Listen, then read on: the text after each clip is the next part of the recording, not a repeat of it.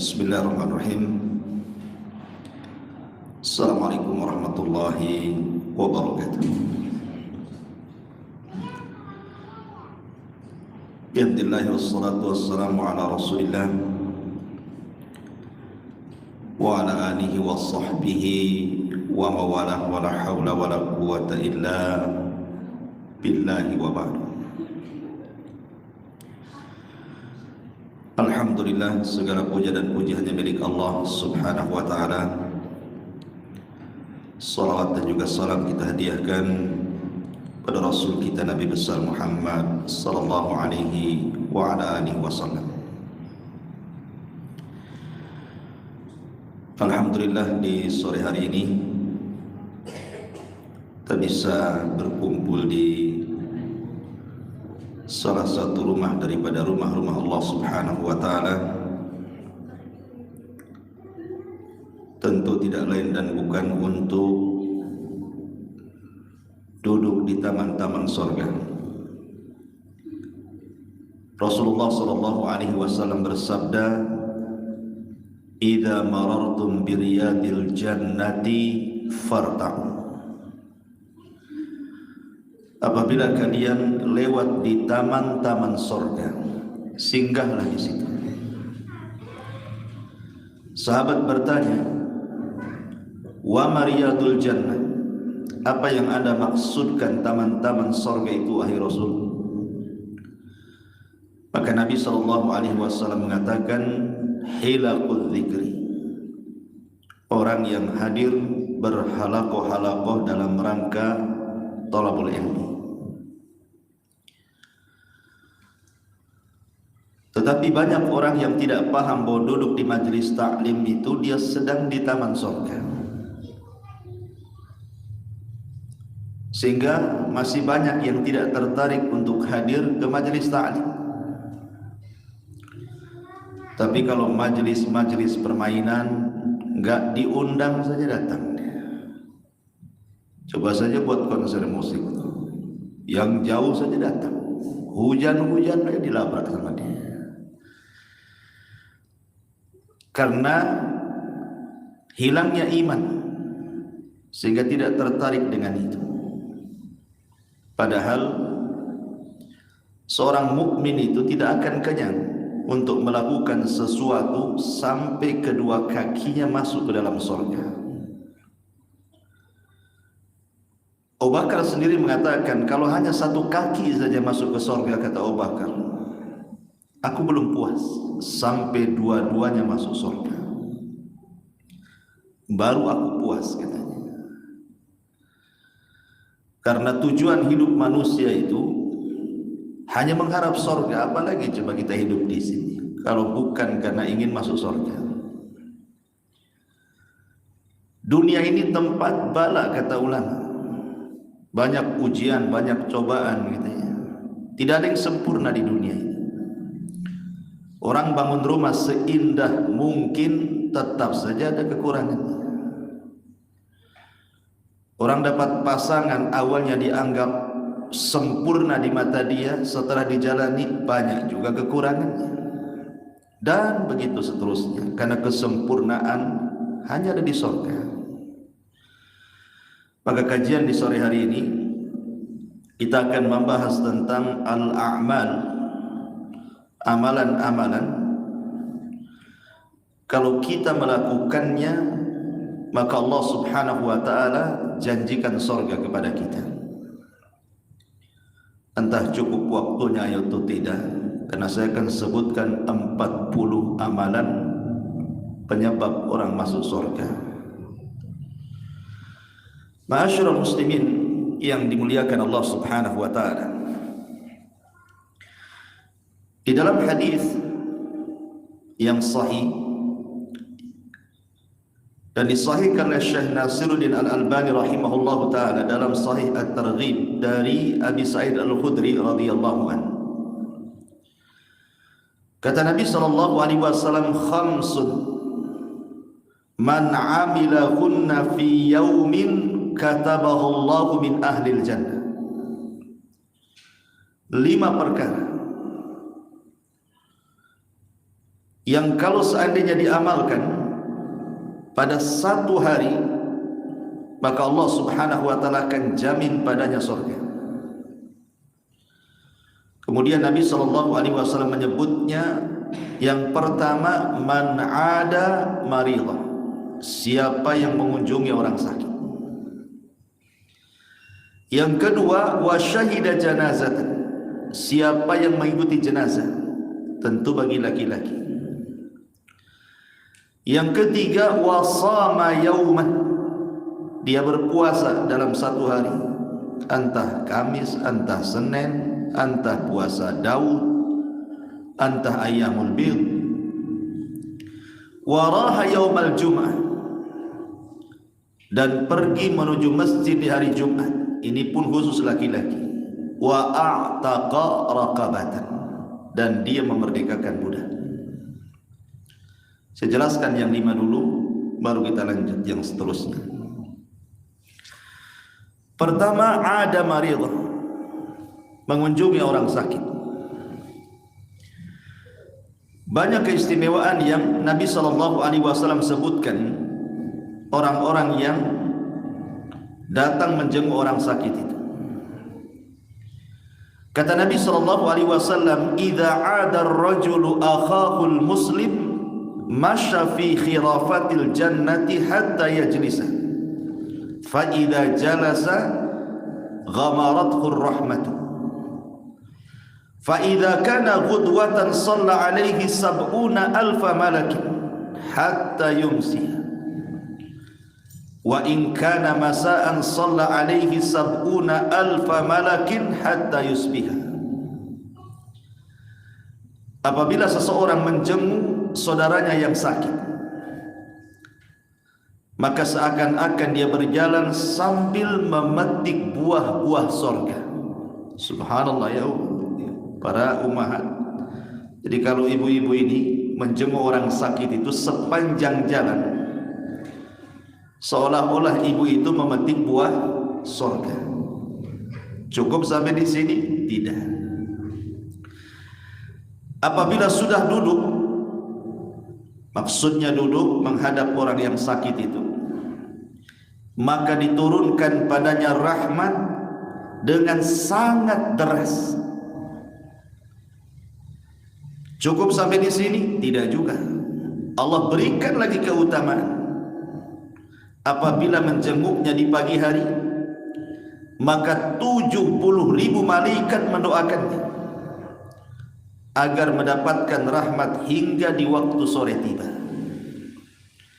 Dan apabila menjenguknya di sore hari, maka 70,000 malaikat mendoakannya agar diberikan rahmat hingga di waktu pagi pula. Subhanallah. 3 keistimewaan besar orang yang mengunjungi orang sakit ini. Pertama, memetik buah sorga sepanjang perjalanan ke rumah orang sakit. Yang kedua, diturunkan rahmat sangat deras kepadanya. Yang ketiga, didoakan 70,000 malaikat. Luar biasa ya. Kenapa? Karena kalau kita lihat orang sakit ini terkadang penyakitnya sudah sakit, tetapi jauh lebih sakit lagi kalau tidak ada yang mengunjungi. Sakitnya sudah sakit terbaring itu, tapi ketika sudah tidak ada yang mengunjungi, makin sakitnya. Sekarang coba di masyarakat kita ini, kalau ada orang sakit, berapalah kita sebagai kawan menjenguk ke kawan kita yang sakit itu? Berapa kali? Seminggu sekali, sebulan sekali? Mungkin sudah bosan, 2-3 kali ya sudahlah, gitu ya. Dibiarkan saja kawannya sakit, tidak pernah dijenguk. Paling tinggi kalau sudah lama sakitnya, apalagi sampai menahun, paling yang bisa merawat dia itu ya orang yang mencintai dia saja, entah istrinya, entah anak-anaknya. Terkadang ada juga yang istri tidak berakal kan, ya bu ya, tidak berakal, lama ngurus suami, ngapain juga, bagus minta cerai kawin lagi kan itu ya. Jadi orang sakit itu sebenarnya dia butuh motivasi dari orang-orang yang mengunjunginya. Karena orang sakit itu dia kalau senang hatinya bisa mengobati penyakitnya. Makanya kenapa keistimewaan orang yang mengunjungi orang sakit itu besar? Karena menjadi motivasi untuk kesembuhan penyakitnya.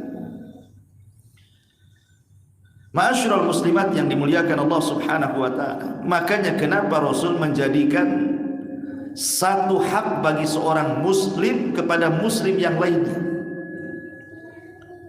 Salah satunya adalah mengunjungi orang sakit. Kalau saudara kita muslim sakit, kunjungi. Itu hak seorang muslim. Dia punya hak untuk menuntut, kenapa kalian tidak mengunjungi aku? Di dalam sebuah hadis Nabi SAW juga mengatakan at'imul ja'i' wa'udul maridha wa kafful 'ani.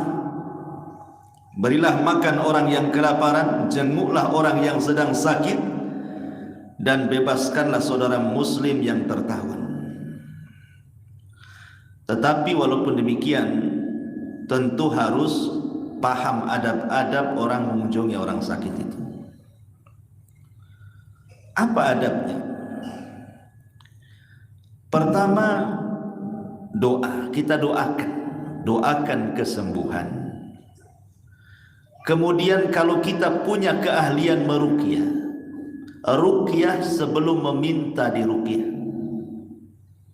Karena orang yang meminta ruqyah itu disebutkan dalam hadis yang panjang akan mengeluarkan dari 70.000 orang yang masuk surga tanpa hisab dan adab.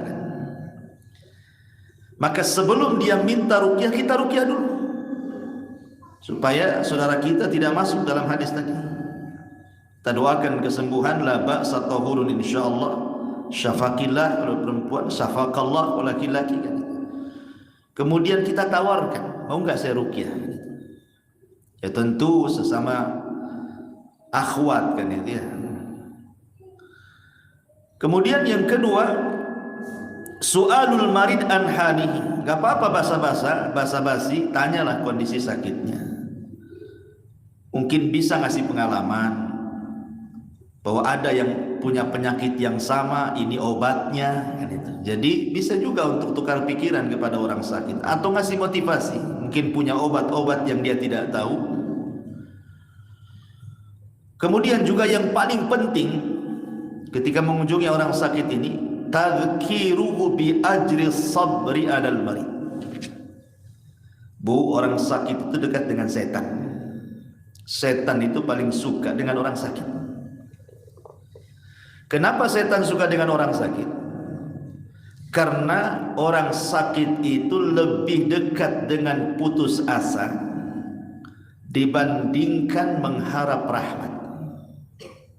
Orang sakit itu, apalagi kalau sakitnya menahun, merasa membebani keluarganya, itu terkadang sebagian mereka itu pengen mati aja kayaknya. Adalah mati saja lah, apa juga hidup kan itu, ngerepotin orang.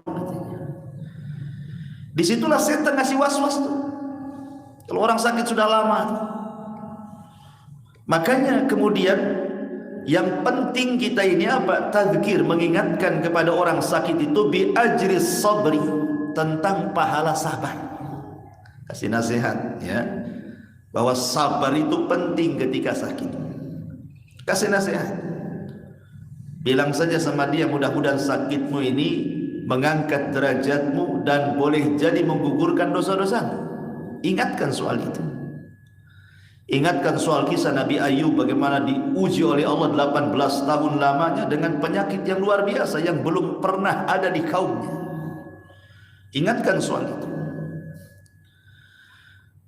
Kemudian juga yubsahu lahu fil amal. Kasih motivasi, angan-angan kesembuhan. Tenang, ada juga kok di sana itu sama penyakitnya, tahu-tahu sembuh aja. Kasih semangat seperti itu. Walaupun sebenarnya penyakit yang dia alami itu susah untuk sembuh, tapi kita ngasihlah perasaan itu harapan kesembuhan, supaya jangan putus asa. Kemudian yang penting juga nih, kalau mengunjungi orang sakit bu ya, ingatkan kebaikannya, apalagi sakitnya parah. Kalau nampak nih sakitnya parah dan mau mati nih, ya kan, maka ingatkan kebaikan. Walaupun dia orang jahat, ingatkan kebaikan. Walaupun dia tukang gibah, tukang namimah gitu ya, ibu benci dengan dia, jangan sampai ditampakkan kebenciannya, puji amalannya. Karena biasanya orang yang sakit parah, apalagi mendekati kematian, itu perasaan takutnya lebih besar dibandingkan perasaan harapnya. Dia takut, dia akan teringat dosa-dosanya itu. Kemudian teringat bagaimana azab kubur, neraka, itu pasti akan teringat tuh. Makanya kita hilangkan itu ingatan-ingatan itu dari orang sakit, kasih harapan. Dengan cara apa? Ingatkan amal soleh dia saja. Ya Bu ya, nanti kalau ada orang sakit, kami ini orang baik, cepat sembuh, walaupun dia jahat, cepat sembuh gitu ya. Biar kita bisa ngaji, biar kita ke masjid gitu. Jadi ingatkan kebaikan, jangan diingatkan maksiatnya. Cepat sembuh supaya gibah lagi kita, diingatkan pula dengan dia. Jadi nanti makin takut dia, diingatkan kebaikan supaya kalaupun Allah takdirkan dia mati, maka dia membawa amalan terakhir apa itu? Husnudzan billah. Dia ketika mati itu berbaik sangka dengan Allah. Boleh jadi itu amalan terakhir yang dia bawa, boleh jadi pula itu pula yang membukakan pintu surga bagi dia. Ma'asyiral muslimat yang dimuliakan Allah Azza wa Jalla, ini yang pertama. Yang kedua, ittiba'ul janazati wassalatu 'alaiha. Mengikuti jenazah tentu ini bagi laki-laki, karena dalam riwayat Ummu Salamah, wanita itu tidak dianjurkan mengikuti jenazah. Di rumah sajalah wanita itu. Biar itu tugasnya laki-laki. Cukup ibu mendoakan. Dan ingat, orang yang mati itu, dia butuh 3 kalimat dari kita. Apa kalimatnya? Pertama, Allahumma'rhamhu, ya Allah rahmati dia. Yang kedua, Allahummaghfir lahu, ya Allah ampuni dosa-dosanya. Yang ketiga, Allahumma tsabbithu, ya Allah tetapkan, mantapkan jawabannya kalau ditanya oleh malaikat Munkar dan Nakir itu. Ini saja yang diperlukan, yang sangat dihajatkan kepada orang mati itu cuma 3 ini. Minta rahmat kepada Allah agar Allah mengasihi yang sudah meninggal ini. Minta kepada Allah agar Allah mengampuni dosa-dosanya.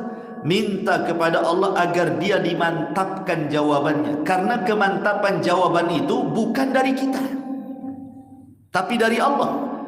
Makanya Allah mengatakan, yutsabbitullahu alladhina amanu bil qawli tsabit. Allah lah yang memantapkan jawaban kepada orang-orang yang beriman dengan jawaban yang mantap. Jadi Allah yang memberikan kemantapan itu. Dan tentu penyebabnya adalah amal saleh. Kita di dunia kalau ditanya paling lantang, man rabbuk? Allah. Wa ma nabiyuk? Muhammad. Wa ma dinuk? Islam. Belum tentu di kuburan ini bisa jawab dia. Karena yang memantapkan itu Allah. Maka minta kepada Allah supaya dimantapkan jawabannya. Ya Bu ya, itu saja.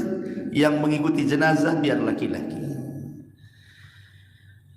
Ulama mengatakan ada beberapa hukum pahala bagi orang yang mengikuti jenazah ini dan menyolatkan ini. Pertama, orang yang menyaksikan jenazah mulai dari rumahnya. Jadi mulai dari rumahnya dia sudah mengikuti jenazah sampai disolatkan ke masjid, umpamanya kalau di masjid, sampai dikuburkan. Maka yang seperti ini dapat 2 qirat kata Rasul. Dapat 2 pahala qirat. 1 qirat itu sebesar gunung Uhud. Itu kalau kita ngikuti sejak dari rumah orang yang meninggal, kemudian menyolatkan, kemudian menguburkan, dapat dia 2 qirat. 1 qirat sebesar gunung Uhud. Ini 1. Yang kedua, dia mengikuti dari rumahnya. kemudian ikut menyolatkan tapi tidak ikut menguburkan, tapi keluar dari rumahnya, kemudian ke masjid nyolatkan karena ada kesibukan, dia tidak ikut menguburkan, hanya menyolatkan saja, maka dia hanya dapat satu qirat. Satu qirat pahala sebesar gunung Uhud.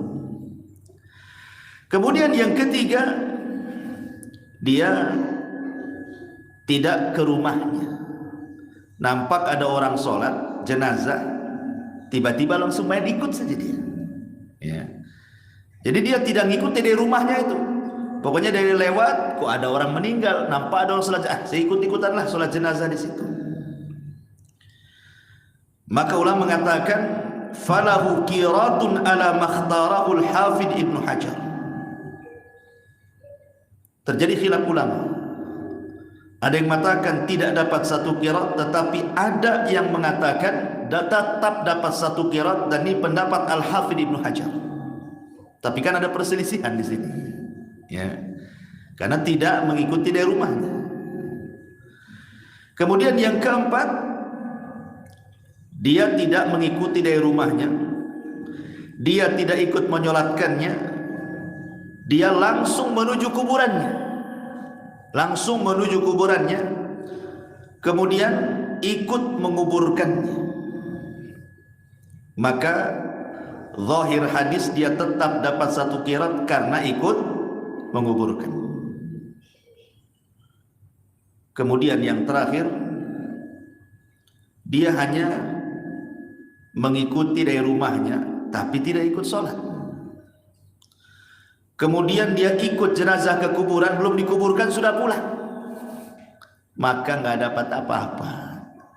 Tidak dapat satu qirat, apalagi dapat dua qirat. Berarti dari sini kesempurnaan pahala ketika ittibaul janazah itu berarti mulai dari rumah dia, menunggu dimandikan, dikafankan, kemudian dihantar, ikut hantar pula dia ke masjid, kemudian dari masjid bareng-bareng sampai kuburannya, kemudian sampai dikubur baru pulang. Itulah yang sempurna dapat pahala. Ini yang nomor 2. Kemudian yang nomor 3, wasama yauman, dan dia pun berpuasa dalam satu hari. Dalam sebuah hadis Nabi SAW mengatakan, man shoma yauman fi sabilillah ba'adallahu wajhahu anin nari sab'ina kharifah. Barang siapa yang berpuasa satu hari saja, entah Kamisnya, entah Seninnya, entah Ayyamul Bidnya, entah Dawudnya, pokoknya satu hari dah dia berpuasa tuh. Lillahi ta'ala, ya, puasanya karena Allah subhanahu wa ta'ala, maka Allah akan jauhkan wajahnya dari api neraka sab'ina kharifah, 70 musim. Dalam riwayat 70 tahun. Bayangkan 70 tahun perjalanan, itulah dijauhkan wajah kita dari api neraka. Luar biasa. Dan khusus bagi wanita ya, bagi ibu-ibu nih, ibu ada syarat-syarat kalau ibu mau puasa, lain dengan laki-laki.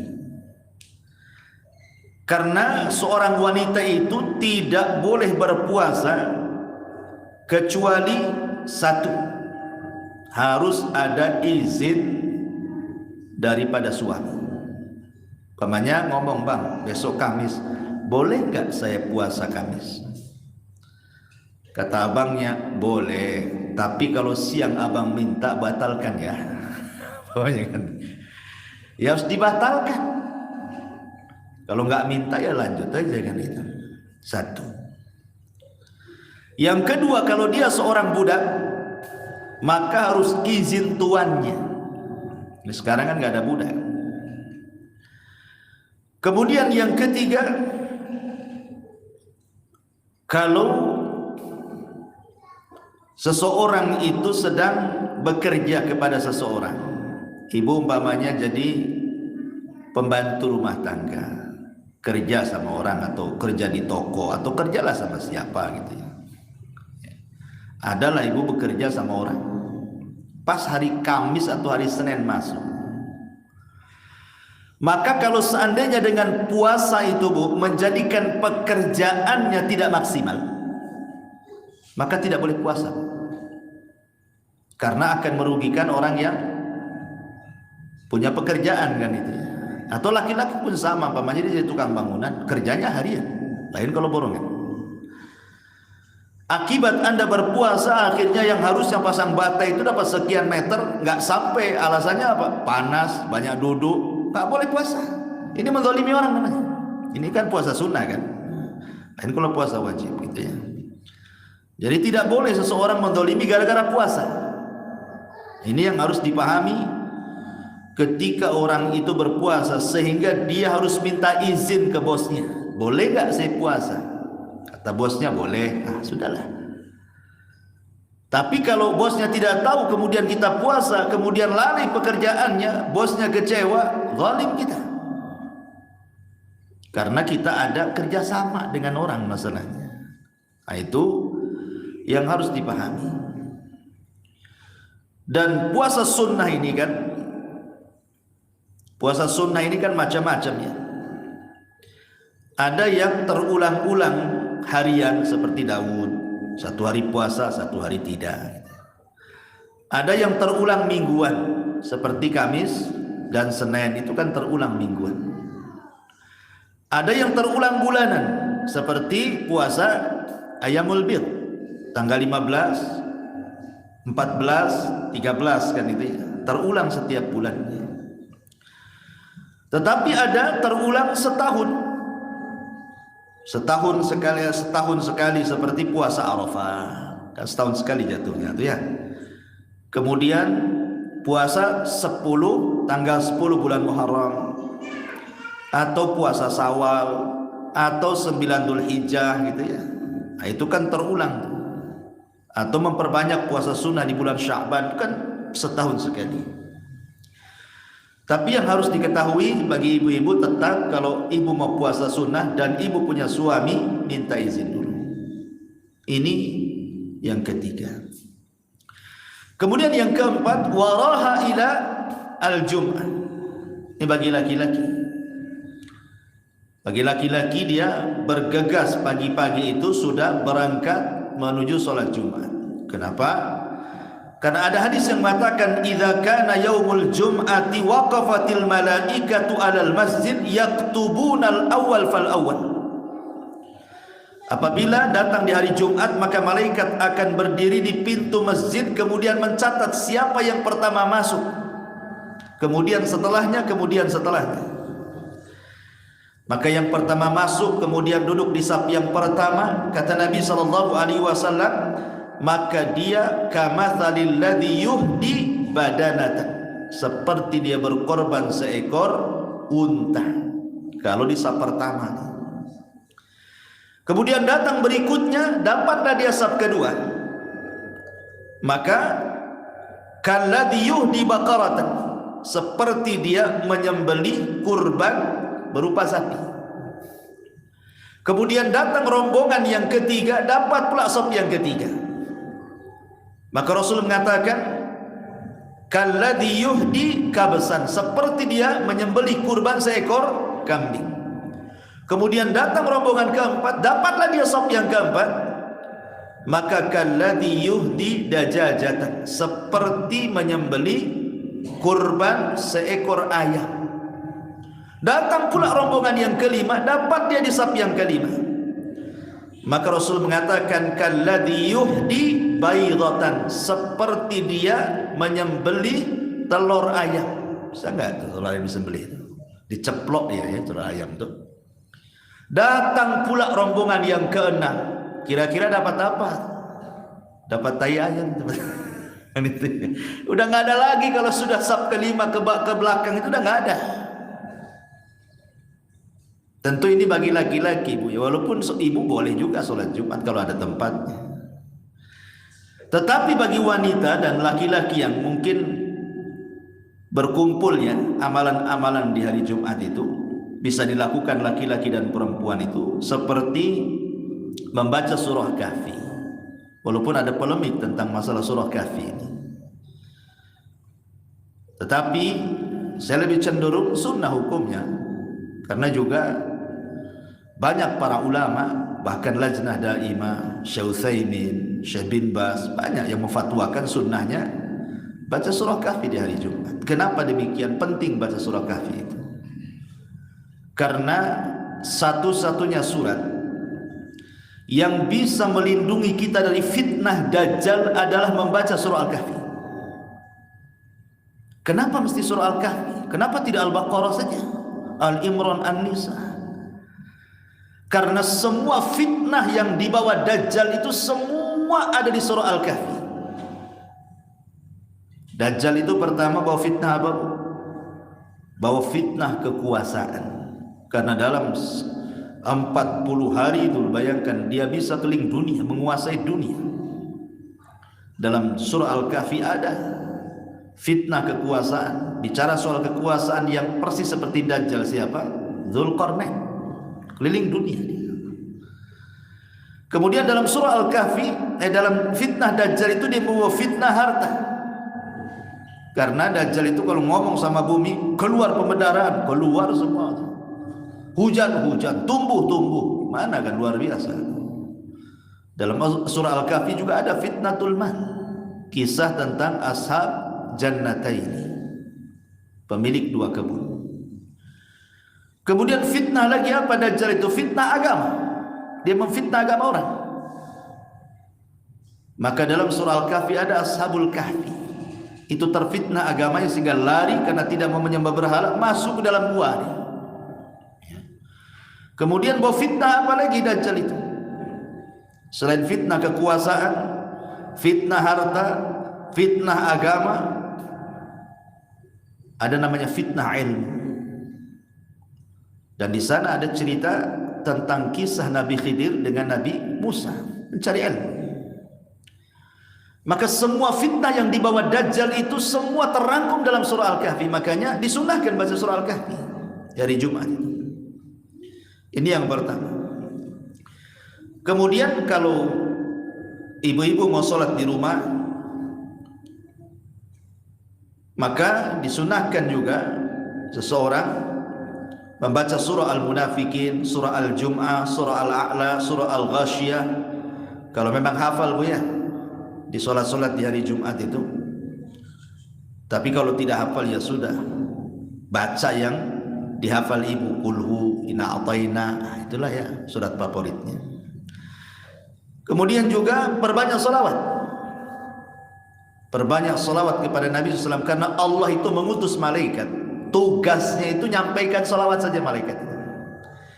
Jadi kalau saya mengucapkan Allahumma salli ala Muhammad, datang malaikat membawa salawat kita masuk ke kuburan Nabi. Kemudian disampaikan malaikat ini ke kuburan Nabi, maka Nabi akan membalas salawat kita 10 kali. Siapa yang bersalawat kepada Nabi 1 kali, Rasul akan menjawab 10 kali. Doa keselamatan dari Nabi SAW. Setiap kita bersalawat, sampaikan malaikat. Kemudian juga di hari Jumat disunahkan al-ightisal, mandi ya, bagi laki-laki mandi. Taqlimul adhafir, memotong kuku atau tayyub, memberikan wangian, walabsu afdali thiyab, kemudian memakai pakaian yang baik. Kemudian memperbanyak doa bu, karena di hari Jumat itu ada satu waktu yang kalau orang berdoa tidak mungkin ditolak, antara asar dan maghrib. Itu doa mustajab. Bagi laki-laki ditambah di antara khutbataini, 2 khutbah Jumat. Kalau ibu-ibu lah habis asar kan, ada waktu banyak berdoa kepada Allah. Dan doa yang paling baik, minta kepada Allah hidayah, minta kepada Allah ampunan, minta kepada Allah istiqamah, dan begitu seterusnya. Ini yang keempat. Kemudian yang kelima dalam hadis ini yang terakhir, as-sadaqatu fir riqab, sedekah kepada budak-budak yang hendak memerdekakan dirinya. Tapi kan sekarang tidak ada perbudakan. Ada orang yang memfitnah Islam itu agama perbudakan. Ngapain Islam itu mencantumkan bab soal perbudakan dalam kitab-kitab fikih? Seolah-olah Islam itu masih mengakui adanya perbudakan. Tidak. Justru Islam itu yang mengentaskan perbudakan. Di zaman jahiliyah, budak itu komoditi bisnis yang paling tinggi. Mereka perjualbelikan, sampai-sampai mereka terkadang menculik orang merdeka, dijadikan budak, dijual. Atau terkadang membeli budak perempuan banyak-banyak, digauli, kemudian punya anak, anaknya dijual. Itu orang jahiliyah, itu saking jahilnya. Islam datang, mulailah kemudian mengentaskan perbudakan sedikit demi sedikit. Makanya lihat kafarah dalam Islam itu pasti dimulai dengan merdekakan budak. Jima di bulan Ramadan, apa kata Rasul? Pertama merdekakan budak dulu, baru setelah itu puasa 2 bulan berturut-turut. Kalau tak bisa baru kasih makan, kan itu ya. Kemudian kafarah dhihar, kemudian orang yang melepaskan jimat dari orang lain, maka pahalanya sama dengan orang yang merdekakan budak. Oh, sedikit-sedikit dikaitkan dengan perbudakan. Karena memang Islam itu mengentaskan perbudakan. Bukan Islam agama perbudakan seperti Barat menuduh kita seperti itu, tidak. Bahkan kalau kita lihat Barat lebih dahsyat lagi, mereka memperlakukan budak itu dijadikan romusa, dipaksa kerja. Islam tidak boleh. Budak itu dalam Islam punya hak tempat tinggal, punya hak makan, punya hak pakaian, dan begitu seterusnya. Dia punya hak. Makanya terkadang ada budak itu kalau dimerdekakan tuannya ada yang gak mau, karena belum tentu kalau dia hidup merdeka di luar itu bisa makan, punya tempat tinggal. Banyak budak-budak itu yang tidak mau merdeka. Contohnya umpamanya kisah seorang alim ulama namanya Qatadah ibn Di'amah. Qatadah ibn Di'amah ini seorang budak cacat, dimerdekakan sama tuannya, tidak terima dia. Lapor sama ibunya. Kata ibunya, ya sudah, itu sudah takdirmu dimerdekakan, katanya. Kau tinggal saja di Masjidil Haram, di situ banyak ulama. Belajar kau di situ, jangan keluar dari masjid, katanya. Ketika semua ulama mati, dia pula jadi ulama dunia. Qatadah ibn Di'amah ini. Jadi belum tentu budak itu mau dimerdekakan dalam Islam itu kan, karena memang diberikan hak. Ya. Ini diantara 5 perkara dalam satu hadis, sebab-sebab orang masuk ke dalam surga. Kemudian selanjutnya al-iman wal amalu salih. Disebutkan dalam surah Al-Baqarah 82, Allah mengatakan walladzina amanu wa amilus salihat ulaika ashabul jannah hum fiha khalidun. Orang-orang yang beriman dan beramal saleh, maka mereka adalah orang-orang yang akan dimasukkan ke dalam surga dan mereka dikekalkan di dalamnya. Di sini menggunakan jamak walladzina amanu, dan orang-orang yang beriman. Kenapa menggunakan kalimat jamak? Karena terkadang ada keimanan yang bisa tumbuh, iman itu tidak bisa ditumbuhkan sendirian, harus rame-rame. Contohnya apa? Bagi laki-laki sholat jamaah. Orang kalau sholat jamaah khusyuknya lebih dibandingkan sholat sendiri. Coba saja, kalau sholat jamaah itu pertama datang ke masjid, sudah berdoa masuk masjid dapat pahala. Kemudian ada sholat tahiyatul masjid, kan itu ya, dapat pahala lagi. Kemudian setelah tahiyatul masjid ada doa lagi setelah sholat sunnah. Kemudian sholat jamaah. Sholat jamaah tidak mungkin bisa request dengan imam.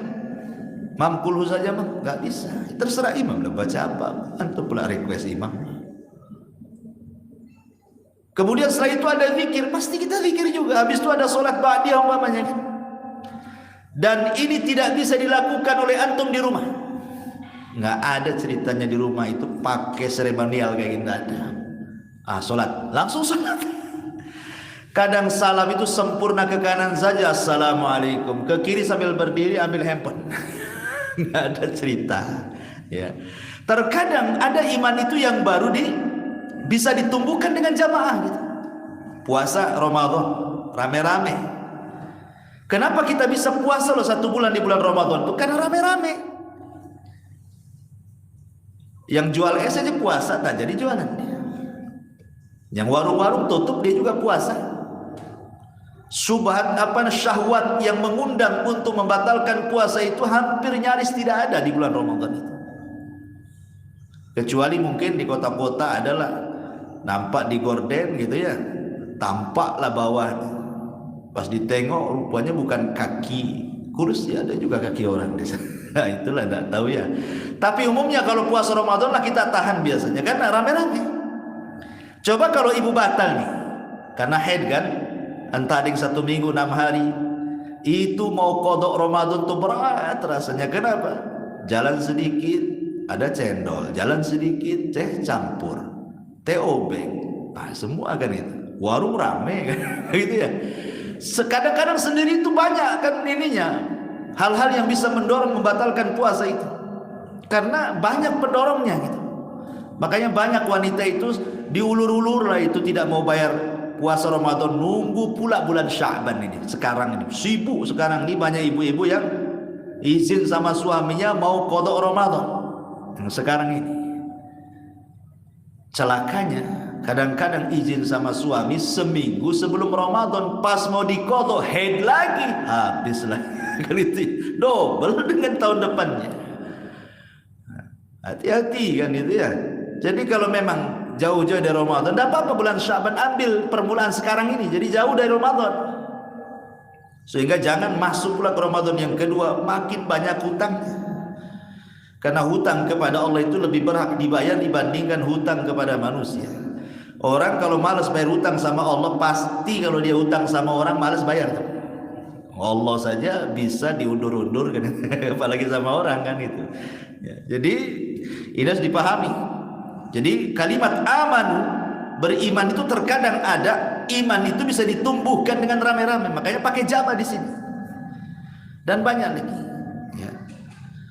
Wa amilu shalihat, dan iman itu kalau sudah masuk ke hati itu bisa menggerakkan badan. Iman itu kalau sudah menancap terhujam di hati orang, itu bisa menggerakkan badan kita. Mau melakukan apa saja enteng bagi dia. Mau sedekah, tinggal sedekah. Mau sholat malam, tak ada malasnya. Mau puasa, enteng aja dia puasa. Karena iman itulah yang melezatkan amal saleh. Bilal bin Rabah, ketika dia disiksa, dia hanya mengucapkan ahadul ahad, ahadul ahad sampai pingsan. Tidak ada sahabat yang sanggup mendapatkan siksaan sekuat Bilal. Dia bisa bertahan di cambuk. Padahal banyak para sahabat yang tumbang.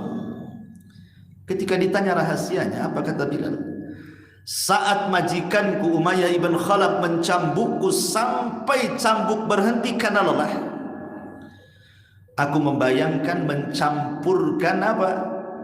Dia mengatakan, aku mencampurkan halawatul iman bimararatil adab. Aku campurkan kelezatan iman dimasukkan kepada keperitan adab. Jadi aku tidak merasakan adab. Kenapa? Manisnya iman lebih manis dibandingkan sakitnya cambukan. Itulah yang menjadikan iman itu kalau masuk ke dalam hati orang menggerakkan semuanya. Makanya Allah mengatakan di sini, dan orang-orang yang beriman dan beramal saleh maka mereka termasuk ashabul jannah dan mereka kekal di dalamnya. Ini yang keenam. Yang ketujuh, at-taqwa. Bertakwa kepada Allah Azza wa Jalla. Takwa ini kalimat sederhana, kalimat yang sederhana, tetapi memang berat takwa ini. Terkadang bagi bapak-bapak ini ujian juga kan. Bagi bapak-bapak ini, bapak-bapak ini setiap Jumat diingatkan khatib, karena mengingatkan takwa bagi khatib itu rukun Jumat. Antum sholat Jumat di mana saja, pasti khatib akan mengatakan ittaqullah, ittaqullah. Ya, karena rukun Jumat. Tiap minggu loh, setiap Jumat kita diingatkan takwa. Tapi subhanallah, yang diingatkan tidak ingat juga. Makanya sebagian para ulama mengatakan gagalnya bapak-bapak sholat Jumat itu kalau dia keluar setelah sholat Jumat tidak nambah takwanya. Kan itu ya. Tetap saja yang tidak sholat, memang sholatnya seminggu sekali Jumat saja. Yang gibah ya tetap gibah, yang dusta tetap dusta, yang main riba tetap main riba, yang tukang bohong tetap aja bohong. Jadi apa manfaatnya khotib Jumat mengatakan takwa, takwa, takwa terus kan? Maksudnya kita diingatkan, jangan sampai gagal kita sholat Jumat. Harusnya setiap minggu itu ketika kita sudah futur dari takwa diingatkan lagi, naik lagi, itu maksudnya. Makanya takwa ini yang merubah manusia. Kata Ali bin Abi Thalib radhiyallahu anhu ketika memaknai makna takwa, takwa itu artinya al khaufu minal jalil. Pertama, takut kepada Allah. Wal amalu bitanzil, mengamalkan semua yang diturunkan Allah, baik Quran ataupun hadis. Wal qana'atu bil qalil, dan ridho dengan sedikit pemberian Allah. Allah mau kasih banyak, Allah mau kasih sedikit, alhamdulillah. Wal isti'dad liyaumir rahil, dan dia persiapan amal yang banyak untuk hari yang kita akan sampai kepada Allah dengan cara lelah letih. Banyak nanti setelah kita meninggal perjalanan yang panjang. Itulah takwa. Takut kepada Allah, mengamalkan semua yang diturunkan Allah dari Al-Quran dan Sunnah, redha dengan yang diberikan Allah, kemudian persiapan untuk setelah kematian. Itulah makna takwa. Mungkin sederhananya takwa itu melaksanakan perintah, menjauhi larangan, menikmati yang dihalalkan, menjauhi yang diharamkan. Nah, itulah singkatnya takwa itu. Lah takwa ini bisa menjuruskan orang ke dalam surga. Ini yang ketujuh. Yang kedelapan, ta'atullahi azza wa jalla wa rasulih, berusaha untuk mentaati Allah dan Rasulnya, tentu semampu kita. Karena menjalankan perintah itu kan disesuaikan dengan kemampuan. Beda dengan menjauhi larangan. Kalau menjauhi larangan tidak ada bicara kemampuan. Yang ada kemampuan itu menjalankan perintah. Fattaqullaha mastata'tum, bertakwalah semampu kamu. Wa ma amartu bihi fa'tu minhu mastata'tum, apapun yang kuperintahkan lakukan semampu kalian. Itu kalau dalam bab perintah. Tapi kalau dalam bab larangan tidak ada semampu kita. Kenapa? Karena dalam bab perintah itu ada pengganti. Contoh, orang tidak sanggup sholat berdiri, ada gantinya duduk. Tidak bisa sholat duduk, ada gantinya baring. Orang berwudu, tidak ada air, ada gantinya tayamum. Kalau takwa perintah itu ada gantinya. Tapi kalau menjauhi larangan tidak ada gantinya. Apa gantinya? Seseorang berzina, tidak boleh berzina sama orang, akhirnya sama ayam pula berzina. Tetap tidak boleh, tidak ada gantinya. Pakai apa? Oh, dia biasa khamarnya pakai brandy. Saya mengurangi. Sekarang pakai apa? Merek-merek khamar tuh yang lebih rendah dosisnya. Nggak ada. Haram ya haram kan gitu ya. Nggak ada gantinya haram tuh. Makanya kalau meninggalkan haram mutlak. Tidak ada kalimat saya sudah kecanduan khamar. Biasa saya satu botol, saya ingin meninggalkan, besok satu gelas, besoknya lagi setengah gelas, besoknya lagi satu sendok, baru saya pukulkan tuh botol biar hancur. Bukan begitu. Nggak ada cerita tadarruj. Kenapa? Kalau orang tadarruj dalam melaksanakan keharaman, dikhawatirkan dia mati sedang mabuk. Tapi kalau dalam perintah, umpamanya dia tidak bisa sholat berdiri, kemudian sholat duduk, kemudian meninggal, tetap dia dalam posisi sholat. Makanya di sini dalam ketaatan kepada Allah dan Rasulnya, maka harus dipahami bahwa dalam bab ketaatan bolehlah kita fattaqullaha mastata'tum, tapi dalam bab larangan tidak ada kalimat itu. Mutlak, haram, haram, selesai. Tinggalkan, tinggalkan. Makanya lihat para sahabat. Sahabat itu loh, itu dulu mabuk mereka. Bahkan khamar itu minuman kebanggaan. Kalau ada tamu dikasih khamar. Itu sahabat Nabi sebelum diharamkan khamar. Sampai Anas bin Malik radhiyallahu anhu itu menceritakan kisah dia pernah melayani Abi Thalha untuk menuangkan khamar ke tamu-tamunya Abi Thalha. Tiba-tiba Rasul mengutus orang berteriak di pasar-pasar, ala wa innal khamra qad hurimat, khamr sudah diharamkan, tinggalkan katanya. Kata Abi Thalha, ya Anas, keluar. Ada apa teriak-teriak orang tuh? Anas keluar, sebentar masuk lagi. Ya Abu Thalha, Rasul menyuruh orang untuk berteriak khamr sudah diharamkan. Itu khamr yang sudah dituangkan untuk tamu itu, semua dibuang di hadapan rumah-rumah seluruh penduduk Ansar. Sampai rawi hadis mengatakan hatta salat syawariul Madinah, sampai banjir gang-gang kota Madinah dengan khamr yang dituangkan para sahabat itu.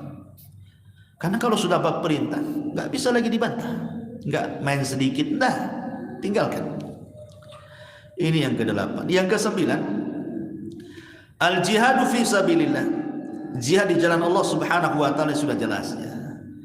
Tapi kita percepat saja, yang perlu dijelaskan saya jelaskan. Kemudian yang nomor 9 al-jihad, yang nomor 10 at-taubat. Taubat adalah salah satu jalan menuju surga. Itu disebutkan dalam surah Maryam ayat 60, illa man taba wa amana wa amila salihan faulaika yadkhulunal jannah wa la yadhlimuna syai'an wa la yudhlamuna syai'an. Kecuali orang yang tobat, beriman, beramal saleh, mereka akan dimasukkan surga dan mereka tidak akan didolimi sedikit pun.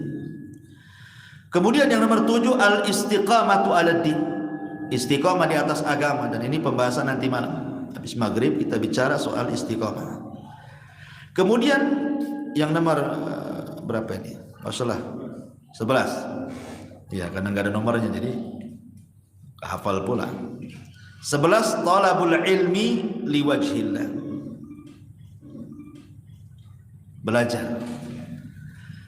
Belajar ini satu sarana yang mempercepat orang masuk surga. Kalau ingin cepat masuk surga, cuma satu kuncinya, ilmu. Sebab orang yang berilmu tahu jalannya. Orang jahil tidak tahu jalannya, makanya gak akan sampai ke surga, gak tahu jalannya. Baik ilmu dunia atau ilmu agama. Ilmu dunia saja, kita ini mau mencari alamat, tidak tahu di mana alamatnya, tak putar-putar. Mana nyasar, nanya orang, bukannya orang yang ditanya tak tahu pula, makin bingung. Bukan banyak bertanya cepat sampai tujuan kan, banyak bertanya makin bingung. Karena saya pernah mengalami itu. Saya diundang, itu masih di Batam tuh, diundang acara nikah. Saya tinggal di Bengkong waktu itu, yang undang di dapur 12. Zaman dulu belum ada Google Map kan? Belum ada kan. Itu tidak pernah ke dapur, putar-putar 2 jam, akhirnya balik lagi gak ketemu. Itu kan gak tahu ilmunya itu kan ya. Tapi kalau tahu ilmunya sebentar aja, apalagi dia lebih paham dengan jalan tikus, jalan kucing, jalan macam-macam, makin cepat lagi ya. Itu ilmu dunia tuh. Apalagi ilmu agama kan itu. Karena salah satu jalan yang mempercepat, menyingkat jalan itu hanya dengan ilmu. Dengan apa lagi? Makanya Rasulullah SAW yang mengatakan, man salaka tariqan yaltamisu fihi ilman sahhalallahu bihi tariqan ilal jannah. Siapa yang berjalan meniti sebuah ilmu agama, maka Allah mudahkan jalannya ke surga. Allah mudahkan. Karena orang yang berilmu itu tahu mana yang halal, mana yang haram, mana yang batil, mana yang hak, mana yang ikhlas, mana yang tidak ikhlas, mana yang syirik, mana yang tauhid, mana yang sunnah, mana yang bid'ah, mana yang maksiat, mana yang taat. Tahu dengan ilmu itu, sehingga kita itu jelas jalannya terang. Makanya penting. Jadi hadir di majelis taklim itu salah satu penyebab mudah masuk surga. Kemudian selanjutnya binaul masajid, membangun masjid. Karena Rasul yang mengatakan man bana masjidan yabtagi bihi wajhallah banallahu lahu mithlahu fil jannah.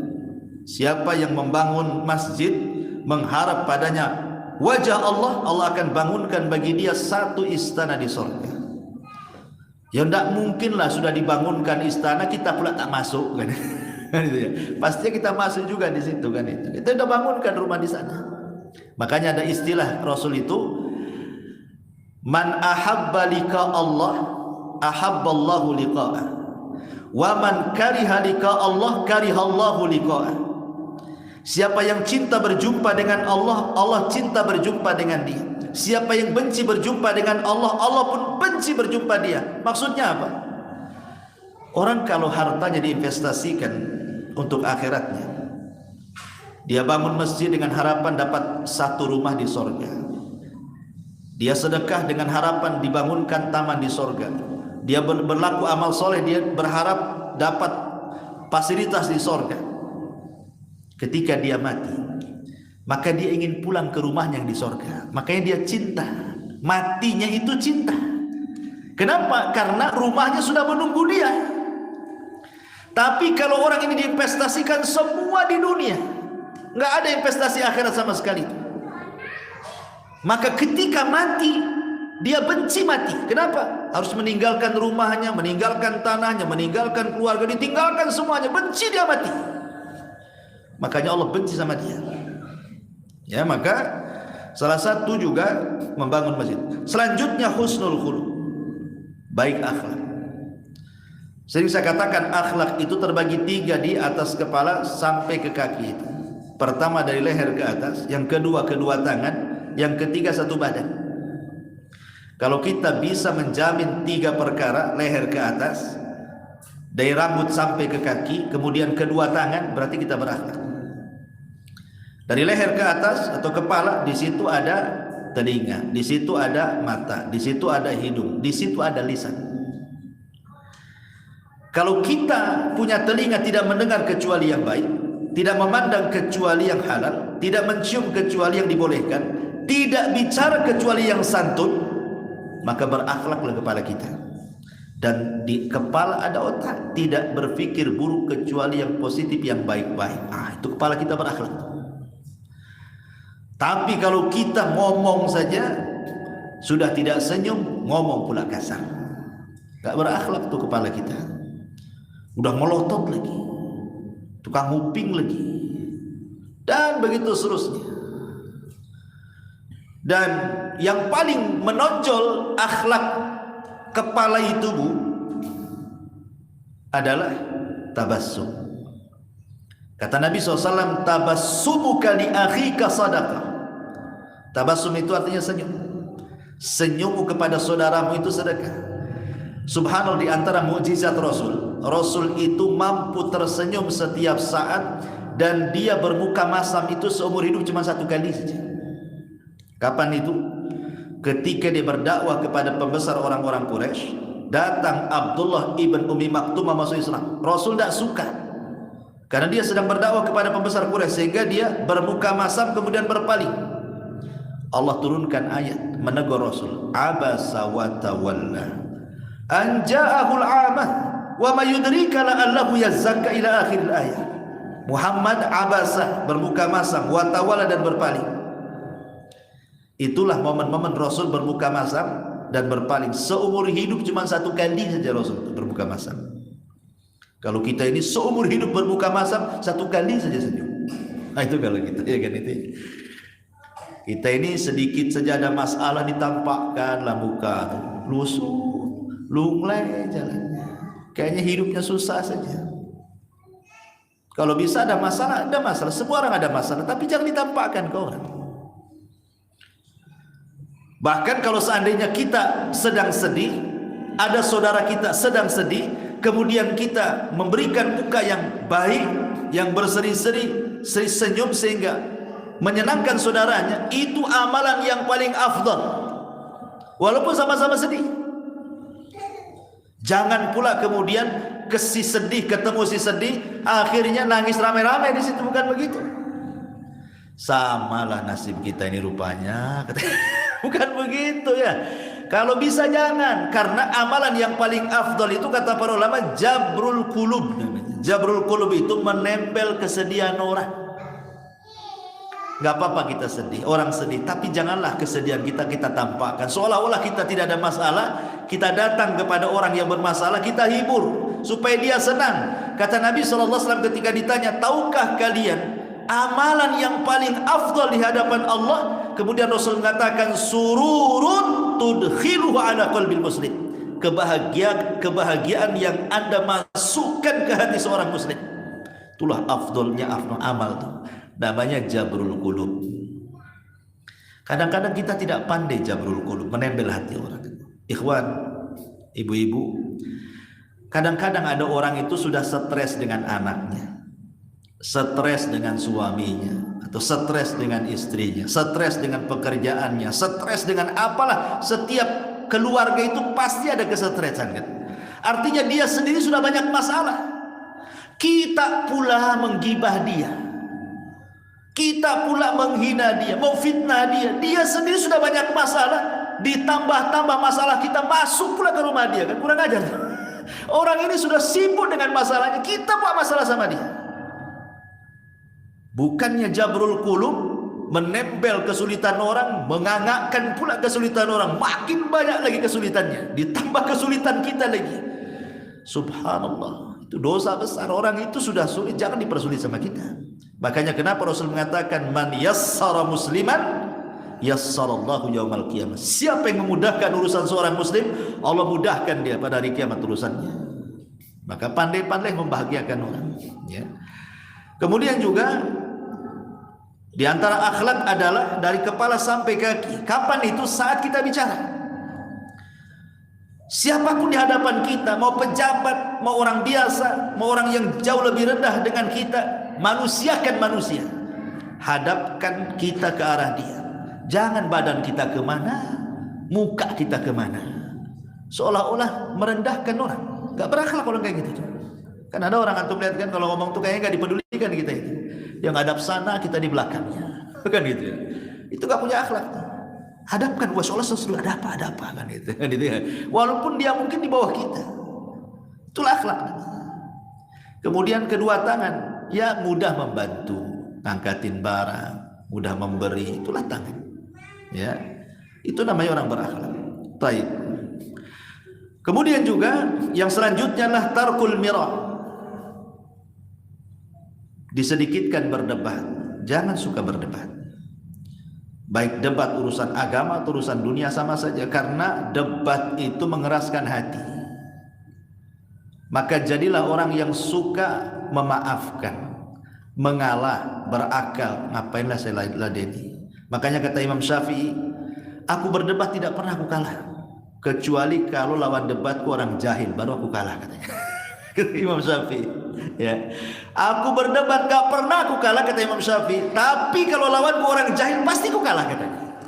Karena orang jahil itu menang ngeyel kan itu ya, bukan ilmu, yang ngeyelnya itu keras kepalanya. Makanya kata Imam Syafi'i, kalau lawan debatku orang jahil udah kalah saya. Dan Imam Syafi'i mengatakan,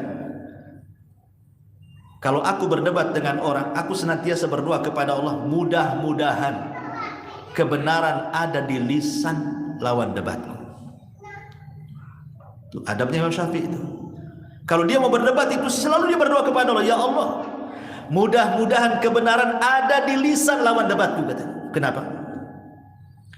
Karena inti debat itu mencari kebenaran dan menambah ilmu. Kalau kita kalah dia menang, kita dapat ilmu dari dia. Makanya Imam Syafi'i itu pernah berdebat dengan siapa namanya, saya lupa namanya, dalam masalah qur'. Wal mutallaqatu yatarabbasna bi anfusihinna thalathata qur'. Dan wanita-wanita yang ditalak, maka mereka masa iddahnya itu 3 qur'. Imam Syafi'i waktu itu sebelum berdebat, dia berpendapat bahwa qur' itu haid. Sementara lawan debatnya qur' itu suci dari haid. Aku debat tuh sama Imam Syafi'i itu. Selesai debat, apa kata Imam Syafi'i? Jazakallah khairan katanya. Aku berterima kasih kepadamu. Sekarang aku yakin bahwa qur' itu artinya suci dari haid, sesuai dengan pendapat. Kata lawannya kepada Imam Syafi'i, jazakallah khairan ya imam, bahwa pendapat yang kuat qur' itu adalah haid. Dibalik pendapatnya coba. Itulah kan enak kalau debat kayak gitu kan. Akhirnya saya ikut pendapat kamu, kamu pula pendapat saya ikut, gitu kan enak itu kalau kayak gitu.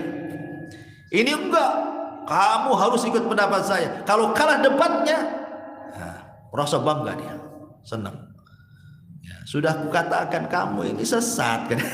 Bukan bangga dia kan. Bukannya kita kasih hidayah malah bangga. Bangga. Pemaintum debat dengan saya. Kemudian saya kalah. Alhamdulillah Bu Mero sudah taubat katanya. Lah begitu pula bahasanya katanya. Bukan begitu bahasanya. Ya, debat ini kan cari kebenaran. Bukan memojokkan atau menghinakan orang.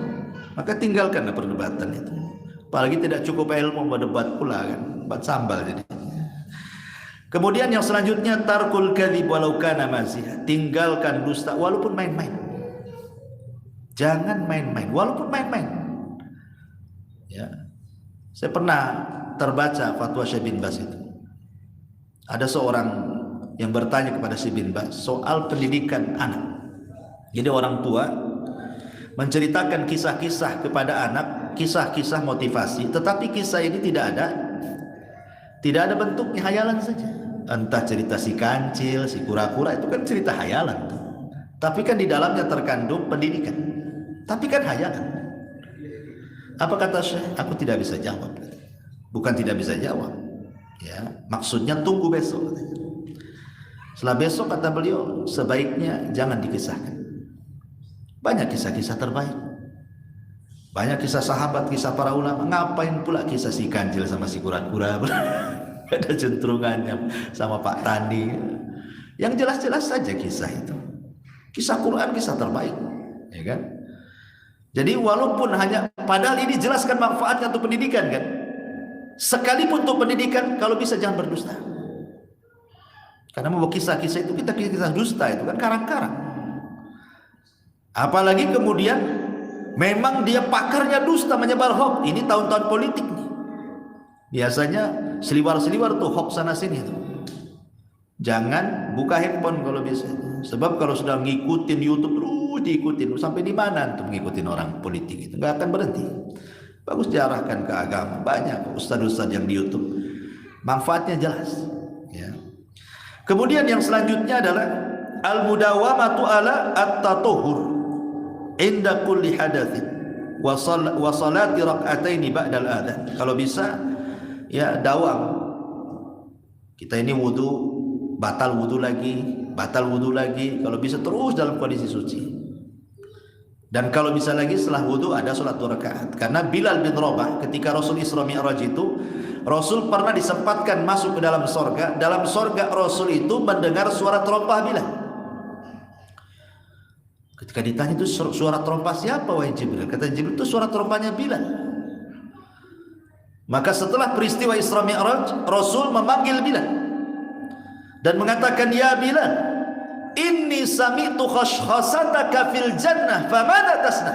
Bilal, aku mendengar suara terompahmu di surga, apa yang kau lakukan? Kata Bilal, tidak ada. Oh, boleh jadi. Fa inni tawaddatu wudu'an illa waqad shallaitu rak'atain. Boleh jadi karena saya tidak pernah meninggalkan wudu, dan setiap wudu saya tidak pernah meninggalkan 2 rakaat sunnah wudu. Nah, ini juga salah satu penyebab masuk surga. Kemudian selanjutnya al-dhihab ilal masjid wal audatu minhu li ada'is salati. Pergi ke masjid bagi laki-laki. Karena Nabi SAW yang mengatakan seperti dalam hadis Nabi SAW, man ghada ilal masjid aw raha a'addallahu lahu fil jannah nuzula. Siapa yang melangkahkan kaki ke masjid, maka Allah sudah siapkan tempat di surga. Kemudian juga selanjutnya al-iktsar minas sujud lillahi, perbanyak sujud kepada Allah. Ada seorang sahabat namanya Rabi'ah ibn Ka'ab al-Aslami. Rabi'ah ibn Ka'ab al-Aslami ini anak kecil. Rabi'ah ibn Ka'ab al-Aslami ini anak kecil, belum balik, masih kecil. Belum balik. Tapi suka bantu Nabi. Kalau malam-malam itu dia tidur. Kemudian waktu sepertiga malam dia bangun, tahu nabinya bangun jam berapa, dia bangun tuh. Belum balik anak ini. Kemudian menyediakan tempat wudunya, airnya untuk Nabi wudu.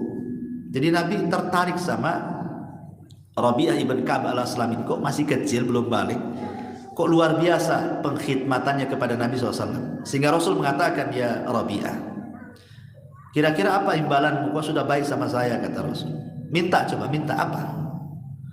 Ini anak-anak sekarang kalau dibilang minta-minta, pasti yang diminta aneh-aneh. Minta lato-lato kan itu kan. minta sepeda-sepeda, minta mainan anak-anak kan. Tapi Rabi'ah ibn Ka'ab al-Aslami apa yang diminta? Dia mengatakan, ya Rasulullah, wahai Rasul, jadikan aku temanmu di surga. Itu anak kecil ngomong begitu. Ya. Inni uridu murafaqatka fil jannah. Ya Rasul, jadikan aku temanmu di surga. Subhanallah. Kata Rasul, minta lagi yang lain katanya. Kata Rasul tidak. Kata Ka'ab enggak. Rabi'ah bin Ka'ab enggak. Itu saja katanya. Subhanallah. Anak kecil ngomong gitu. Cobain kalau antum punya anak gitu ya, 7 tahun, 8 tahun. Nak, minta apa? Minta ke surga sama Habib. Luar biasa.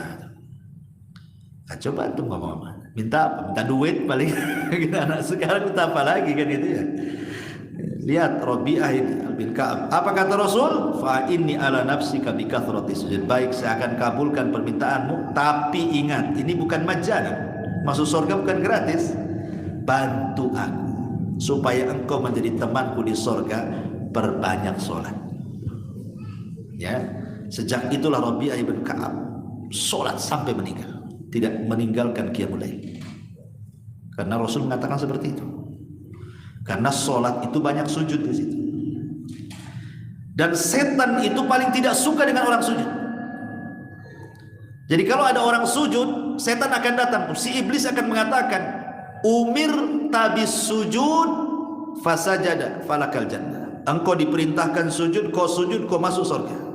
Wa umirtu, dan aku diperintah an asjuda falam asjud, untuk sujud aku pun tidak mau sujud, faliannar, aku pun dimasukkan ke neraka, kata iblis.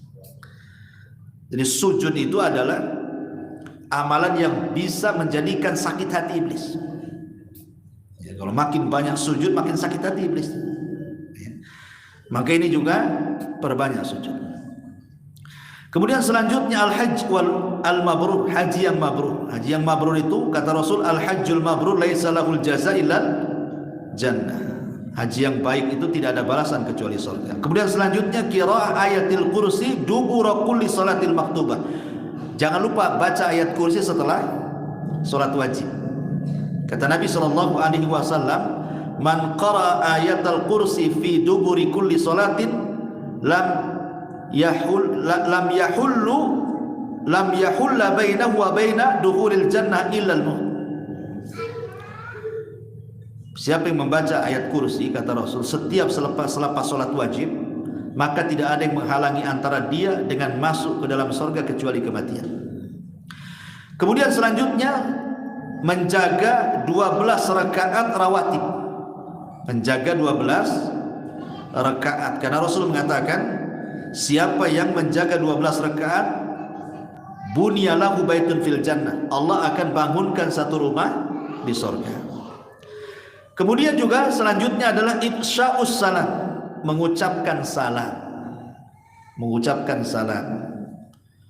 Di antara tanda-tanda kiamat itu, kalau orang mengucapkan salam kepada yang dikenal saja. Kepada yang tidak dikenal nggak mau salam, padahal jelas-jelas dia seorang muslim. Dan itu banyak hari ini. Kalau bukan gengnya nggak mau salam dia. Nah, gengnya saja satu pengajian, nah, baru assalamualaikum. Dari jauh-jauh assalamualaikum kan itu ya. Kalau bukan gengnya, cuek aja dia. Kesalahan sekarang ini kadang-kadang merubah salam dengan bahasa lain. Oi, gitu ya. Selamat siang, selamat sore, di kantor ya. Maka ini tidak mudah mengganti kalimat salam seperti itu. Jelas, salam itu sebuah kebaikan. Bahkan ada seseorang itu bercerita, mengucapkan salam sama orang, bukannya dijawab, malah jawabannya apa? Kau kenal aku katanya. Gitu pula dia jawabannya. Diucapkan salam, assalamualaikum, bukan dijawab. Kapan kau kenal sama saya katanya. Dia mau nyunah Nabi kan? Bukannya dijawab, malah jawabannya kayak gitu. Kan aneh orang ini. Malah bingung kalau diucapkan salam, seolah-olah harus kenal saja. Kalau nggak kenal tuh malah nanya, kapan kita kenalan katanya. Sok kenal pula kamu sama saya katanya. Aneh pula. Itu tanda-tanda kiamat. Ucapkan salam kepada yang dikenal saja. Padahal ngucapin salam itu sesuatu yang bisa menanamkan kecintaan, tapi ada adabnya juga. Kalau ada orang mengucapkan salam begini, assalamualaikum, maka jawabannya waalaikumsalam warahmatullah, titik sampai di sini. karena dia bakhil mengucapkannya, cuma assalamualaikum saja. Jawabnya waalaikumsalam warahmatullah. Kalau dia mengucapkan salam, assalamualaikum warahmatullah, kita jawab waalaikumsalam warahmatullah wabarakatuh. Karena dia kasih 2, kita kasih 3. Kalau dia mengucapkan assalamualaikum warahmatullahi wabarakatuh, kita juga lengkap waalaikumsalam warahmatullahi wabarakatuh. Jadi begitu caranya. Lihat dia ngomong apa. Tapi di antara kesalahan orang yang salam adalah terkadang seseorang memulakan salam itu kepada orang kafir tidak boleh. Orang kafir tidak boleh disalami. Bahkan kalau orang kafir salam, kalau dia jelas tidak salam, hukum, nggak jelas lah ngomong apa dia, maka cukup dijawab wa alaika. Jangan wa alaikas salam, karena orang kafir tidak ada selamat. Wa alaika gitu saja. Orang kafir nggak ada yang selamat. Jangan ditambah alaikas salam, jangan. Orang kafir wa alaika cukup sampai di situ. Ya. Karena di zaman Rasul ada orang kafir itu salamnya aneh. Assalamualaikum ya Muhammad. Bukan assalamualaikum, assalamualaikum gitu. Sam dengan salam beda. Salam itu keselamatan, sam itu kematian. Seolah-olah assalamualaikum, mati aja kau Muhammad gitu soalnya kan. Maka Rasul wa alaika, kau aja yang mati katanya. Wa alaika gitu aja kata Rasulullah. Jadi dan kalau kita datang ya, ini logika ya. Umpamanya kita datang, antum datang ke saya. Tolonglah doakan saya. Atau datang ke siapa, tolonglah doakan saya. Belum tentu orang itu mau doakan kita ya. Tapi kalau antum mengucapkan salam, barang tentu pasti dia doakan kita, walaupun tidak diminta. Coba saja antum salam, assalamualaikum, pasti dia otomatis mendoakan kita. Waalaikumsalam, kita dapat doa salam keselamatan. Warahmatullah, dapat doa rahmat. Wabarakatuh, dapat doa berkah. Kita kan nggak minta didoakan itu kan, kita pancing dengan salam, akhirnya didoakan kita, coba ya kan ya. Kalau antum satu hari 100 kali mengucapkan salam, 100 orang mengucapkan waalaikumsalam warahmatullahi wabarakatuh, berarti 100 orang itu mendoakan 3 perkara kepada kita. Mudah-mudahan kita selamat, mudah-mudahan kita dapat rahmat, mudah-mudahan kita berkah. Apalagi yang dicari di dunia cuma 3 ini aja. Rahmat, salam, berkah, itu saja di dunia itu kita cari ini. Makanya paling enak kalau minta doa sama orang itu pancing dengan salam, pasti dia doakan kita ya. Jadi ini penting juga.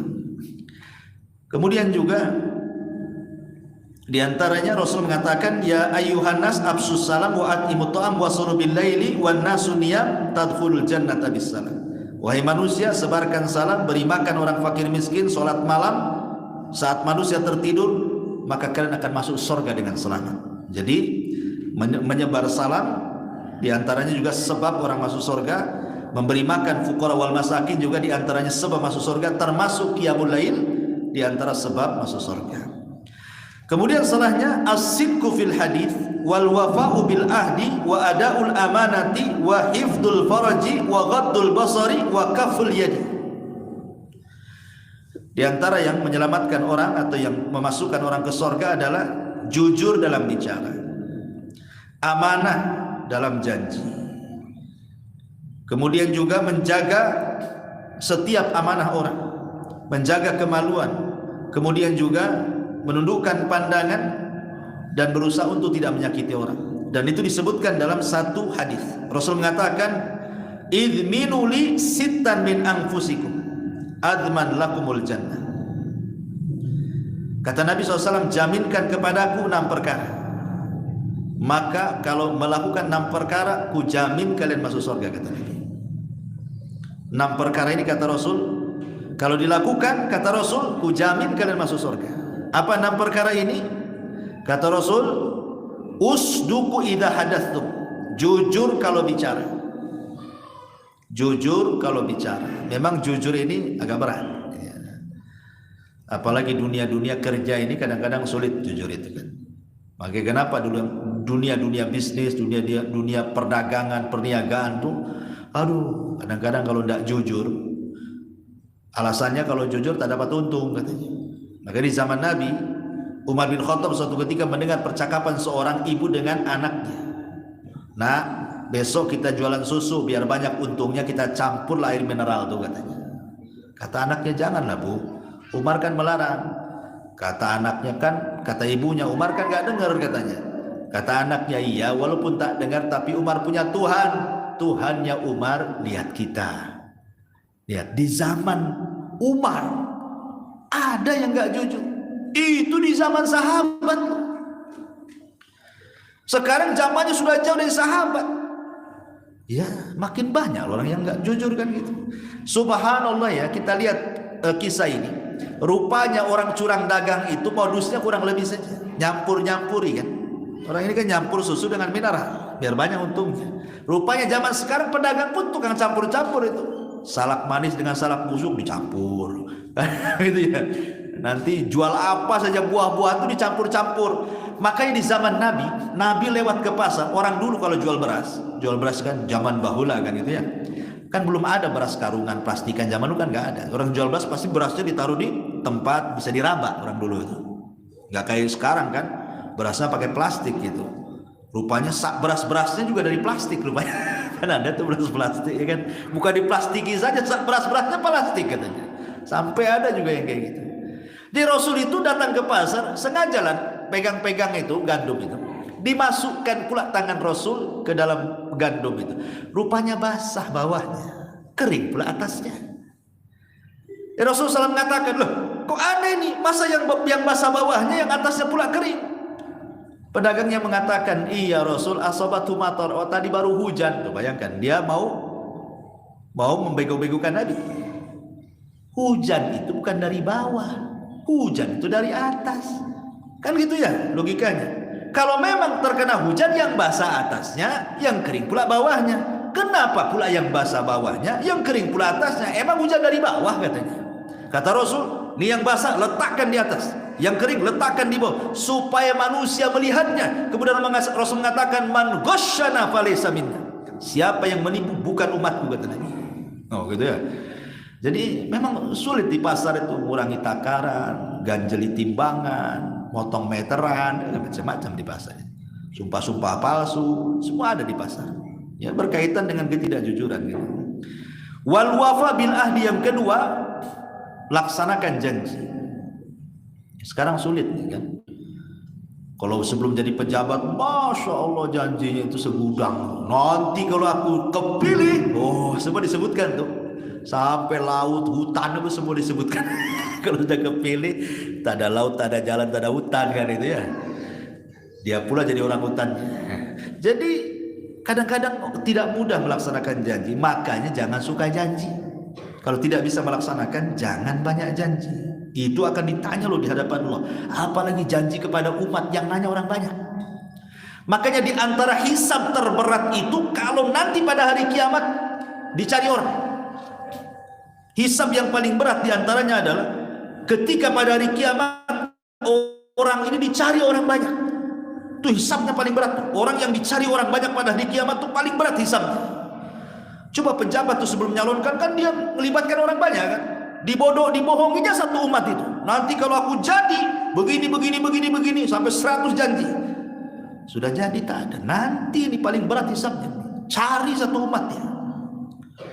Maka jangan suka mudah-mudah berjanji. Kalau tidak sanggup menepati, jangan suka menjanji-janjikan sesuatu. Atau yang ketiga, ada amanat apa saja, amanat melihat, amanat mendengar, amanat harta, amanat jabatan, macam-macam. Wa hifdzul faraj, menjaga kemaluan dari zina. Wa ghaddul basar, ini penting wa ghaddul basar.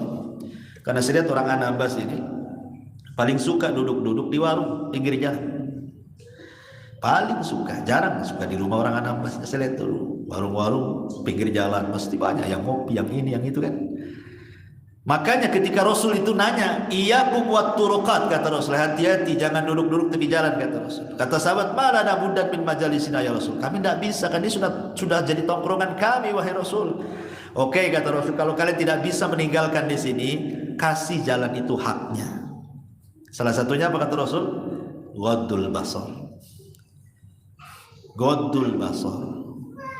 Sebab kalau orang tidak ghaddul basar, maaf ya Bu ya, biasanya tukang kepo itu kan ibu-ibu tuh. Kalau bapak-bapak jarang lah yang kepo tuh. Kepo itu bahasa apa ya kepo itu ya? kayak polisi mungkin ya, kepo tuh ya, tanya-tanya apa ya, kepo lah, ma'ruf ya kepo tuh. Kadang-kadang gara-gara ibu ini duduk di tepi jalan nongkrong gitu ya sama kawan-kawannya di teras jalan, karena mungkin rumahnya tepi jalan, kemudian ngobrol sama kawannya di teras, itu kadang kepo sama orang yang jalan itu. Nengok ada orang yang jalan depan ibu, kadang-kadang ibu kepo dikomentari. Mungkin dia orang hitam gitu ya, bajunya merah, kok hitam merah orang ini katanya gitu ya, harusnya kan hitam putih bendera Indonesia itu. Kadang-kadang kepo dia, jalan pincang, kenapa lah orang itu pincang? Orang nampak nih gemuk jalan, mak tak pandai dayat pula dia. Pokoknya ada gitu. Itu karena tidak ghadul basar. Nanti semua orang lewat dikomentari sama ibu-ibu tuh. Makanya kalau mau nongkrong-nongkrong tepi jalan, tundukkan pandangan supaya jangan kepo tadi. Jangan sampai komentari orang jalan. Nah biasanya seperti itu. Oh itu tuh orangnya lewat nih, baru diomongin kemarin. Jadi banyak akhirnya kemudian dosa yang tadinya kita tidak punya dosa duduk-duduk, akhirnya karena tidak pandai ghadul basar, akhirnya masuk rumah bawa dosa. Ya, jadi ghadul basar. Kemudian kaful adha, jangan suka nyakiti dengan tangan. Sekarang nyakiti dengan tangan itu, kalau dulu mukul bu ya, sekarang enggak, main handphone nyakitinya, ngetik, kan? Nanti ngomong-ngomong apa di grup tuh nggak enak orangan gitu ya. Itu udah pakai main tangan tuh, itu sama juga. Kadang-kadang ngetik di handphone itu lebih sakit dari yang nampar sekalian kan itu ya. Ada istilah sakit hati lebih sakit dibandingkan sakit badan. Sakit badan adalah obatnya, sakit hati tidak ada obatnya gitu. Gimana sakit hati tidak ada obatnya? Datang ke dokter, dok hilangkan jantung saya supaya nggak sakit hati, mati pula gitu. Nah jadi ini juga 6 perkara disebutkan oleh Nabi SAW. Kemudian selanjutnya, ini khusus bagi wanita. Kata Nabi SAW, "Idza shallatil mar'atu khamsaha wa shamat syahraha wa hasunat farjaha wa ata'at zawjaha qila laha udkhulil jannah min ayyi abwabil jannati syi'ti." Kata Nabi SAW, apabila wanita itu rajin sholat malam, rajin sholat 5 waktunya, rajin puasa, menjaga puasa Ramadannya, menjaga kemaluannya, taat kepada suaminya dalam riwayat, dan menjaga kehormatannya, akan dikatakan masuklah kalian ke dalam surga dari 8 pintu yang kalian sukai. Dalam riwayat seperti itu. Lihat subhanallah ya, wanita masuk surga itu gampang. Kalau ibu bisa menjaga 5 perkara ini, berarti ibu bisa menjaga yang lain. Ya bu ya. Jadi kalau ibu bisa menjaga 5 perkara ini, 1, jaga sholat 5 waktu, 2, jaga puasa Ramadan, 3, jaga kemaluan, 4, jaga suami, 5, jaga kehormatan. Kalau ini 5 perkara bisa dijaga, yang lainnya lebih bisa dijaga. Tapi kalau 5 perkara bu tidak bisa dijaga, yang lain lebih tidak bisa dijaga lagi. Makanya ini barometer seorang wanita soleh itu, kalau bisa melaksanakan 5 perkara, berarti ibu wanita soleh. Kenapa di sini yang pertama menjaga sholat 5 waktu? Bukan berarti laki-laki tidak boleh menjaga, tetap menjaga, tapi wanita ekstra menjaganya 5 waktu. Kenapa? Karena ada waktu haid. Tahu nih ibu nih, udah tahu kebiasaan nih 2 hari lagi akan haid, atau mungkin kadang tanggal, kadang maju, kadang mundur, sudah tahu ibu tuh. Sudah masuk waktunya, nggak mau sholat. Nanti kan masih ada waktu asar nih. Ketika sudah dekat waktunya mau asar, mau maghrib, baru sholat, datang pula haid. Akhirnya meninggalkan sholat, dosa. Jadi kalau ibu sudah tahu waktu-waktu haid ini kapan bu, jangan remehkan sholat, cepat sholat. Ini saya takut nih udah tanggal-tanggal haid nih. Ya, makanya jaga. Kalau laki-laki kan nggak ada haid, kalau laki-laki haid LGBT lah namanya. Kemudian yang kedua, jaga puasa Ramadan. Seperti saya contoh tadi, sibuk nggak mau bayar puasa, sudah Syakban pula bayar puasa. 1 minggu mau Ramadan baru puasa, datang pula haid. Itu kan namanya tidak menjaga puasa Ramadan. Makanya dianjurkan wanita itu ditekankan jaga sholat, jaga puasa, jaga suami. Artinya taat kepada suami setelah taat kepada Allah. Dari semua hak wanita kepada keluarga itu cuma 1, taat sama suami setelah taat kepada Allah. Gak perlu dirinci, itu sudah global ya. Kemudian jaga kemaluan dan jaga kehormatan. Jangan cerita keburukan suami kepada orang. Tapi kemudian juga diantaranya adalah jam berapa ini? Hah? 5:30 maghrib? Oke, kita singkat saja. Ya. Kemudian yang selanjutnya adalah tarbiyah bagi yang punya anak wanita. Ibu kalau ditakdirkan punya anak wanita, benar-benar berawat. Karena anak wanita agak berat perawatannya dibandingkan laki-laki. Ya, karena perlu mahram nantinya macam-macam kan. Makanya jaminannya luar biasa. Kalau mampu membesarkan anak perempuan sampai jadi anak soleh itu, solehah, itu besar pahalanya. Ya. Kemudian juga kafalatul yatim, mengkafil anak yatim.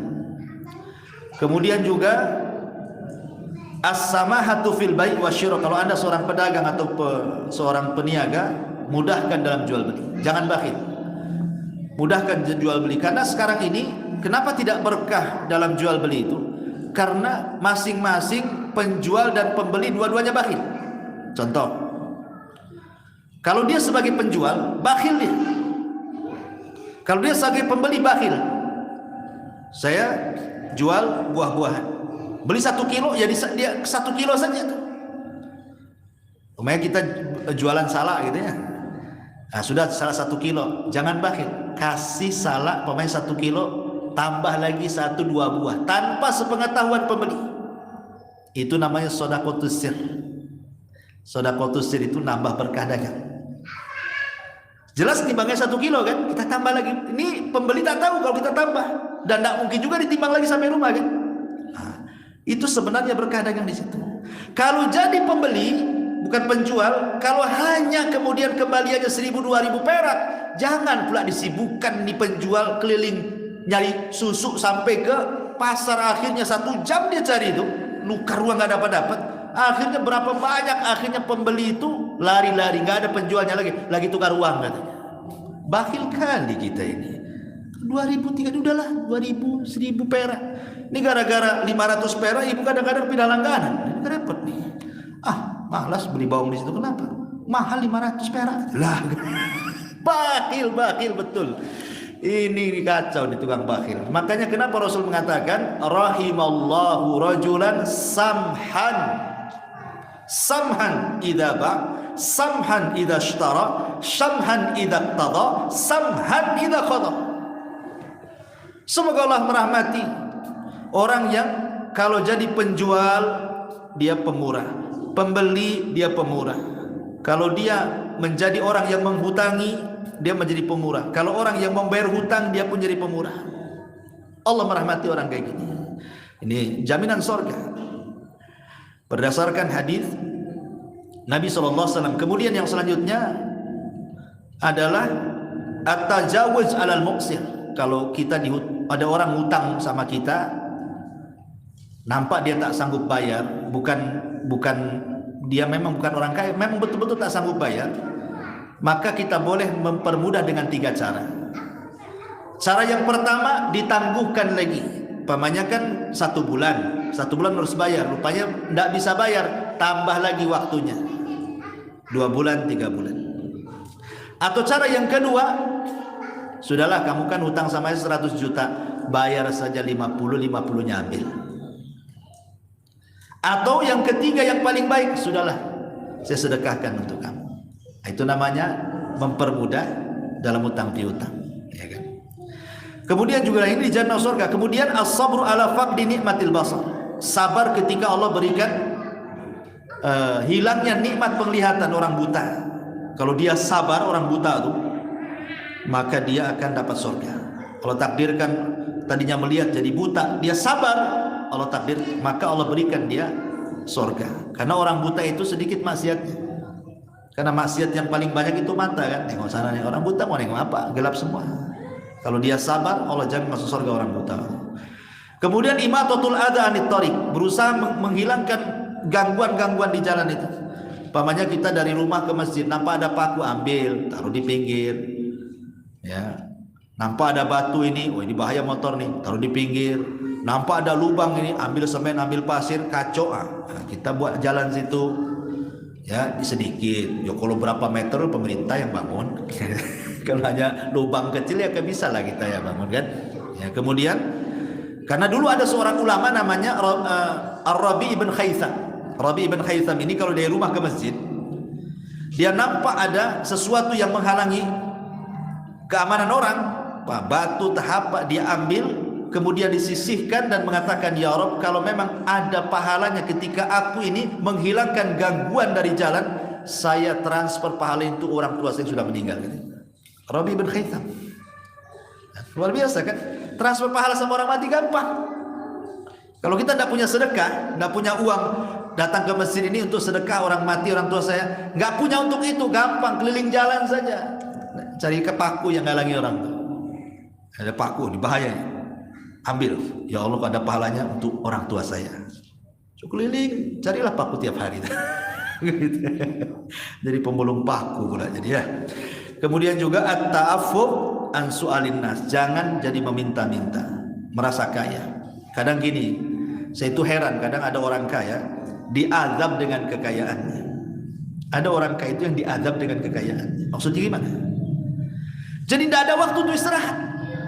Ada orang kaya itu diazab dengan kekayaannya, tidak ada waktu untuk istirahat, itu tidak ada. Malam udah sibuk main handphone dengan rekan bisnisnya, besoknya lagi malam cerita bisnis, siang cerita bisnis, semua cerita uang saja, tidak pernah ada istirahat. Coba orang yang miskin itu bisa lihat tidur, ya kan? Orang yang kadang nganggur-nganggur, kejang sekali-kali, bisa dia mancing, ya. Tapi ada orang kaya tersiksa dengan kekayaannya, gitu kan? Kayaknya nggak ada istirahat bagi dia. La ilaha illallah. Berarti sebenarnya orang kaya yang seperti ini dia orang miskin.